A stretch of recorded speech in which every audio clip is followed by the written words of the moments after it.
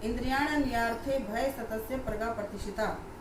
जिस तरह कछुआ अपने अंगों को सब ओर से समेट लेता है, ऐसे ही जिस काल में कर्मयोगी इंद्रियों के विषयों से इंद्रियों को सब प्रकार से हटा लेता है, तब उसकी बुद्धि स्थिर हो जाती है। तो यहाँ पे देखिए, बैठने की प्रक्रिया के लिए उन्होंने किसका डेमो लिया है, किसका उदाहरण लिया है? कछुए का लिया है। तो कैसे हुआ कि आपने देखा कि जब भी संकट है, कछुए के ना 4 हाथ पैर होते हैं और सिर होता है, और बहुत बड़ा उसका पीठ पे ना बहुत सख्त वो होता है, वो क्या बोलते हैं, उसकी पीठ बहुत सख्त होती है, पत्थर की तरह। हाँ, तो उसका बहुत सख्त होती है। लेकिन कहते हैं ना कि अगर उसको संकट का आभास होता है ना, संकट आ रहा है, तो अपने सभी अंगों को सिकोड़ लेता है, अपने अंदर छुपा लेता है, और जब संकट टलता है तो फिर से वो अपने आप खोल लेता है। तो यहाँ पे इस तरह से यहाँ पे एक साधक के बारे में प्रक्रिया बताएगी कि जिसकी बुद्धि स्थिर हो चुकी है ना, जिसको विवेक बुद्धि जाग चुकी है, तो वो भी ऐसा ही करता है कि जब उसके पास बहुत सारा वैभव आता है, धन आता है, सुख संपत्ति आता है, तो उसमें वो फूला नहीं समाता।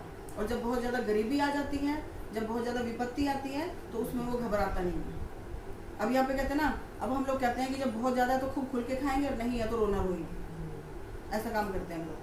तो यहाँ पे स्थिर बुद्धि के बाद साथ ऐसा कहा गया कि कोई भी काल, कोई भी समय, कोई भी जगह या कोई भी परिस्थिति उसको ना डिगा नहीं सकती है। अब हम लोगों के साथ होता है, जैसे मैं अपने घर में ना सोऊं, दूसरे घर सोऊं तो मुझे नींद नहीं आ रही है ना, हम कहेंगे हमें दूसरे घर में नींद नहीं आ रही है, या दूसरे के बेड पे नींद नहीं आ रही है, या मैंने अपने घर में खाना खाती हूँ, वो दूसरे घर में खाने का स्वाद नहीं आता है, ऐसे हम बोलते हैं। लेकिन सिद्ध पुरुष के साथ ऐसा नहीं होता है। वो जैसा महल में महसूस करता है, वैसा ही वो जंगल में बिछोने पर महसूस करता है। उसके लिए किसी प्रकार का फर्क नहीं होता है। हम लोगों के लिए हर बात का अलग अलग डेफिनेशन होती है ना, कि हम लोग सुख दुख की डेफिनेशन कैसे लगाते हैं कि मेरे पास सब कुछ है तो मैं खुद को सुखी मानूंगी, कुछ नहीं है तो मैं खुद को दुखी मानूंगी। लेकिन यहाँ पे जो स्थिर बुद्धि होता है ना, उसके लिए, अब जैसे मुझे कुछ त्याग करने के लिए कहा जाए तो मैं त्याग नहीं कर पाऊंगी। लेकिन जो स्थिर बुद्धि होता है, उसके लिए कोई वस्तु ऐसी है ही नहीं है जिसको इतना कीमती समझे कि उसका त्याग ना किया जा सके। उसका ये होता है, क्योंकि अब मैंने कहा ना कि हम लोगों के लिए समय परिस्थिति ऐसी हो जाती है, जैसे एक संत थे और संत राजा के पास जाके रह रहे थे, ठीक है। तो किसी के मन में ऐसी बात आई, राजा के मन में आ गया कि खुद को संत कहता है और हमारे साथ तो महलों के सुख भोग रहा है, संत कैसा हुआ?